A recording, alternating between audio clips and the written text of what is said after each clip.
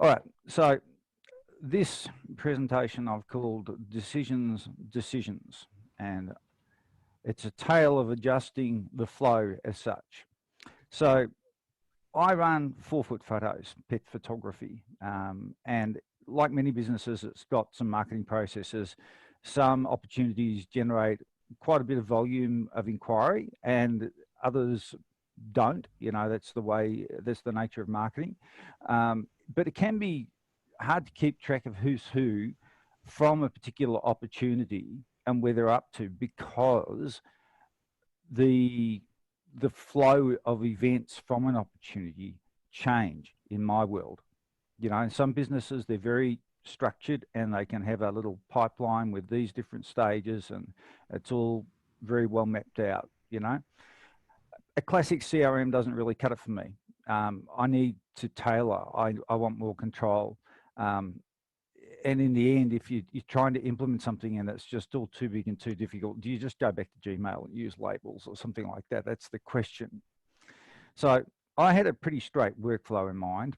I mean, it's only got 50 stages in it, but basically for my service with the Ballarat International Photo Biennale, which was a come and get your furry photos for $50 sort of deal. I would book the people in, or the Biennale would do the shoot. I would share images in an email, just small watermarked images. I'd blog about them. Then I'd share them on social media. I got that right, Chris? I blogged first and then I'd share on social media. Are you proud of me? Then the digital would be chosen by customer. They'd get a digital images out of the one I was offering, you know, and we'd give it to them a bit larger. So I'd deliver it.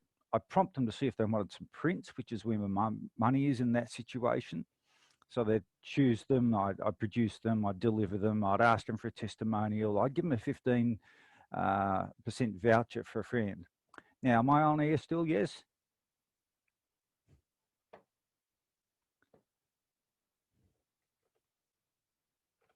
Yes. Oh, good. Thank you, Sam. Oh, goodness. All right, so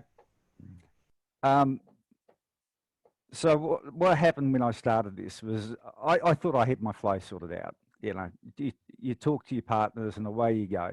So I got some bookings, I photographed some dogs, and then the first thing is that somebody says they don't want to share on social media. They got a reason for that. Okay.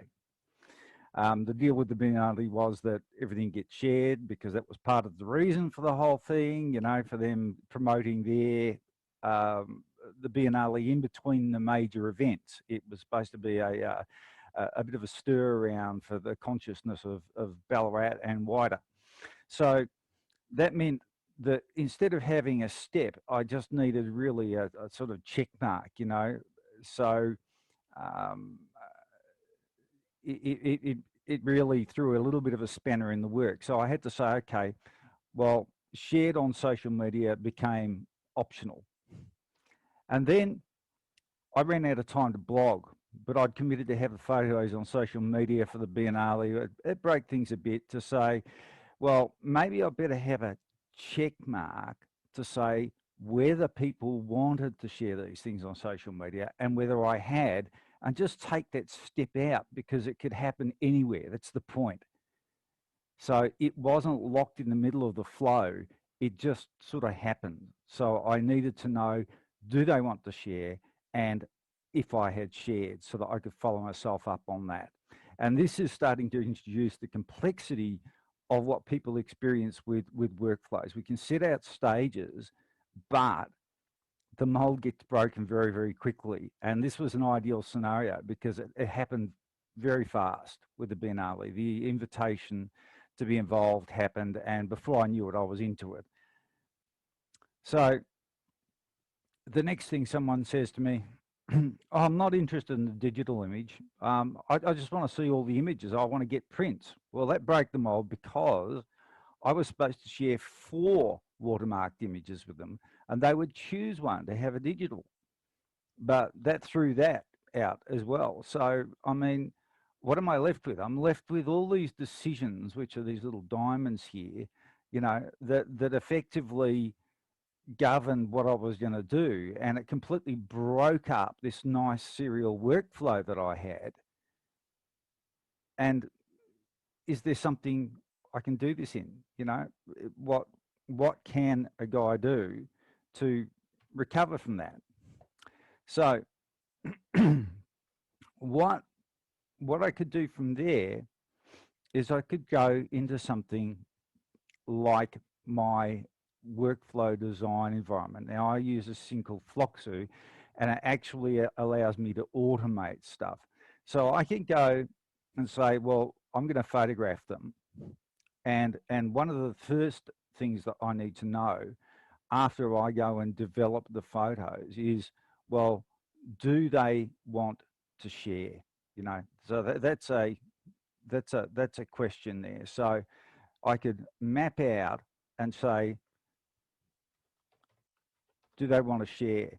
And if they do want to share, then I can go along a route which, allows me to share the photos. And so that there, in this world, when I've got forms attached to these things here, allows me to take a decision that the person's given me when they've made their booking. They've got a little check on the form that says, I want to share, I don't want to share.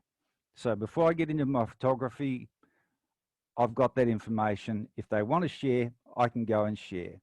Otherwise, I can just go on with the job and go down the line. Now, the thing is that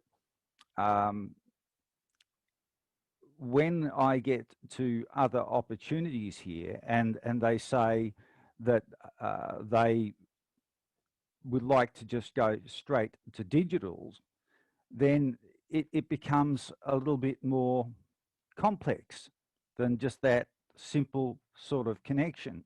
And so I can start dealing with more complex situations there by having another kind of decision in the middle of it all, a more complex one that allow me to say, well, what's the condition for sharing? What's the condition for going to a print presentation? And getting all those things organized. 2 minutes to go, Steve, just so you know. Yep, thank you, Chris. Getting all of those things organized so that people can have the opportunity to do stuff along the way. Now, there's not that much information in here at the moment, but I hope you can get the gist of the fact that there are decisions that take place. Now, the interesting thing in this world is that there is a form that is attached to all this, and I can put information in this form and you're probably familiar with these sorts of environments if you've done web development. The fact is that you can stack a lot of fields into any web form, but the important thing here is that certain fields appear on certain steps and that we can make decisions. But not only that, they can go to different people. So if you said that I need to get something checked by a supervisor in another kind of workflow, you can push certain information up to a supervisor. They can approve something, make some comments, push it back into the workflow. If you wanted to interact with the customer, you can send them an email, a link into the form, and they can even get it on their phone, and they can fill in information there. This is really good when it comes to a process where, like mine, you've got customers making decisions, giving you feedback on which prints they want, what they want to do with them, and based on that information, you've got to say, well, okay, I need to go and print those. Okay, I need to go and rip the watermark off of that one and give it to them. I need to make them a special offer. So this kind of workflow that we're getting to at the end here is something that gets implemented into the cloud. And when it kicks off, I can cater for all the kind of crazy variations that I was running into like this. All those kinds of decisions, all the interactions with different people, I can cater for because I've got a design and automation environment that's in the cloud that lets me cope with people being in different places and on different kinds of equipment and even on mobile phones. It solves the gap that we have at the moment for so many businesses. That's me.